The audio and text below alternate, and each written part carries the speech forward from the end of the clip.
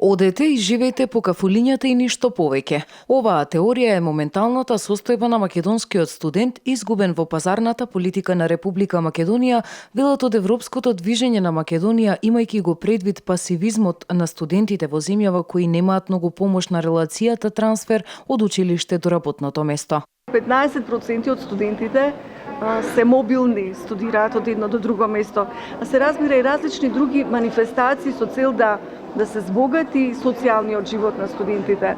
Постои, да кажам, концепт на социјална инклузија на младите, да не се остават туку така да живеат сами, да го наоѓаат својот пат во животот, што е многу тежок и кон работење, и кон работното место. Замислете се еден млад човек кој што туку излезен од клупа и сега тој треба да најде работа. Тоа е просто неможно. Во Европска унија тоа е познато. Послободни и похрабри да се младите да се вклучат во општественото живење. Водени од оваа теорија, оставете ги младите да го изживеат својот младешки живот. Оставете доволно простор за младите да можат да действуваат. Европското движење во Македонија организираше манифестација собир на студентите од поголемите универзитети во земјава, зашто студентскиот израз и мисла на Европа и се важни како и на Македонија. Оттаму додаваат дека принципот на јавна дебата и мобилност на студентите ќе помогне во нивната пазарна понуда.